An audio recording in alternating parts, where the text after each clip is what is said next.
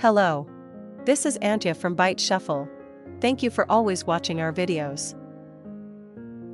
This time, I've put together an overview of how to play Doomsday against Ruby Storm, as well as my approach to sideboarding for the matchup. There's also a link to the pile breakdown video in the description, so feel free to check it out. Here is the deck list we will be using this time. I'm looking for a faster hand, so I'll take a mulligan.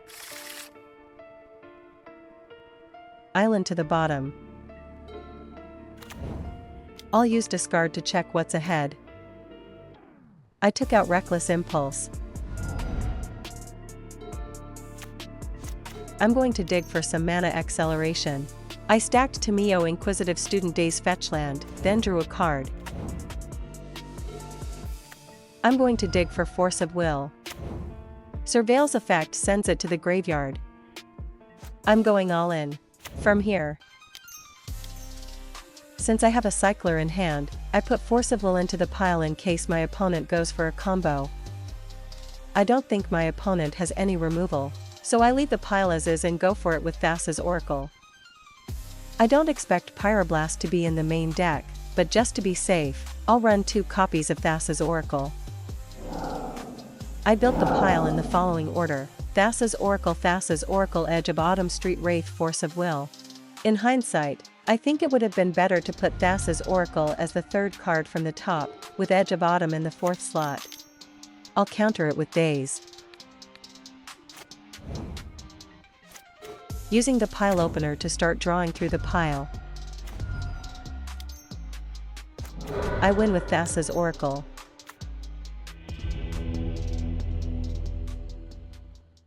Before sideboarding, I'd like to review the list we used. First, the conclusion. I will explain it step by step. Here's what I actually sided in and out during the game. I brought in removal as an answer to Ral Monsoon Mage, but I think that was a bit excessive. So I recommend using this version instead. First, let's go over how the Ruby Storm deck works. They put Ral Monsoon Mage and Ruby Medallion onto the battlefield to reduce the cost of casting red spells. After that, they cast spells like Metamorphose and Seething Song to generate more mana. They further generate card advantage with Reckless Impulse and Ren's Resolve. Then they build up their storm count. Once they've built up enough storm, they cast spells like Burning Wish or Wish. They win the game with Elemental Eruption or Grapeshot. Now, let's move on to the main topic. These are the Ruby Storm cards that matter against Doomsday. First is Defense Grid. Defense Grid is used to protect their combo and to prevent the opponent from interacting. I bring in Force of Negation, Consign to Memory, Duress, and similar cards. In exchange, I cut Days, Wasteland, and Orcish Bowmasters. I also cut Murktide Regent and replace it with more functional creatures. I replace it with Dothy Voidwalker.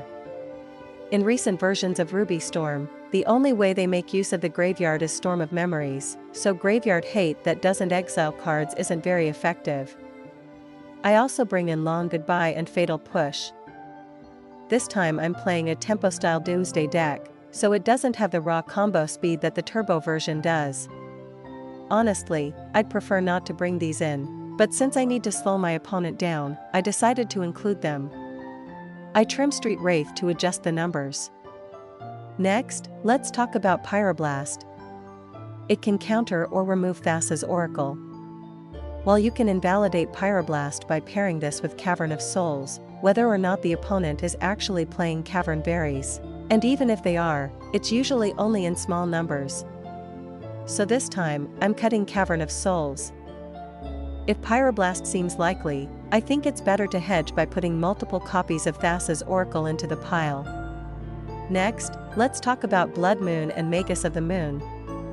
When possible, you should prioritize fetching basic lands.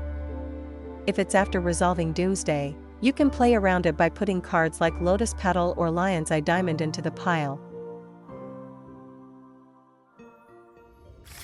I think I can smooth out my hand with my draw spells, so I'll keep.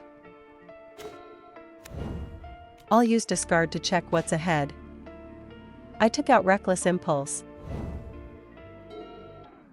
I pitched to Force of Will, but since my opponent had 2 cards in hand, I think it would have been better to counter Jeska's Will instead. I'm digging for a disruption spell. Didn't find it, so I shuffle. Surveil's effect sends it to the graveyard.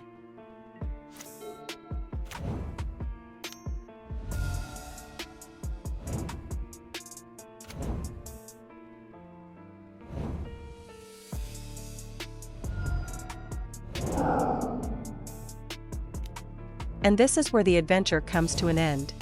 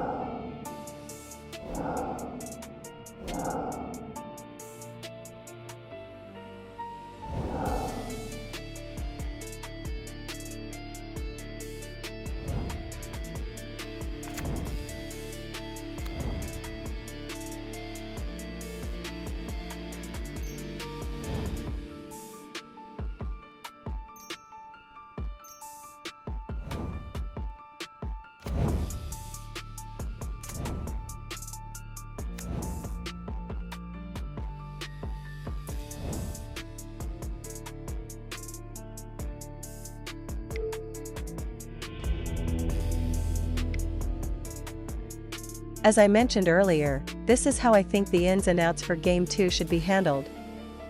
But here are the actual sideboard ins and outs I made. For Game 3, I changed things up like this, because I didn't have a good enough understanding of Ruby Storm.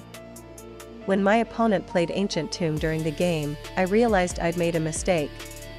I think it would have been better to approach it like this. I'm not sure if I should mulligan, but if they don't have a turn 1 defense grid, I think this hand is good enough, so I'll keep. I start applying pressure with Tamiyo. I'll transform it on the next turn. I draw a card with the Cycler.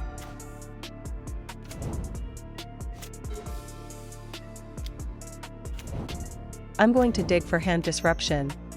I stack Dark Ritual Fetchland Duress, then draw. I'll use discard to check what's ahead. I took out Will of the Jeskai.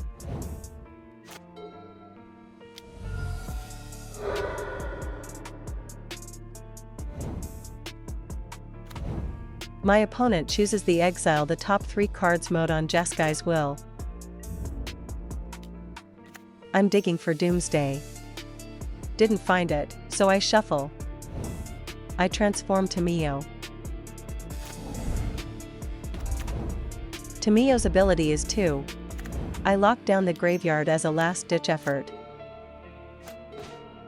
Tamiyo's ability is 2. I draw a card from the clue.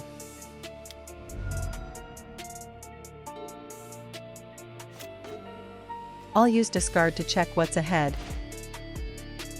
I took out Reckless Impulse. Tamiyo's ability is 2. I'm going all in. From here, I'll increase the mana needed for the combo. With defense grid on the battlefield, my actions on this turn can't be disrupted by my opponent. From this position, the only ways I can lose are if my opponent combos off, or if they stick a Blood Moon and that ends the game. To play around Blood Moon, I put an Island and Lotus Petal into the pile. If the Tamiyo on the battlefield isn't answered by my opponent, I can use Tamiyo to return Edge of Autumn from the graveyard, which effectively gives me 1 mana of any color. On the next turn, I draw an island, activate the clue from my dual land to put Edge of Autumn into my hand, then use Tamiyo to get Edge of Autumn back from the graveyard and win on the spot with Thassa's Oracle. I built the pile in the following order: Thassa's Oracle, Lotus Petal, Thassa's Oracle, Island, Edge of Autumn.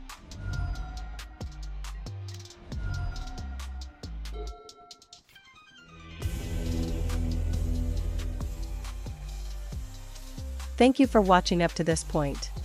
I apologize for the many play mistakes. I hope to improve at MTG together with everyone. If you enjoyed this video, please consider subscribing to the channel and giving it a thumbs up. See you next time. This is Antya.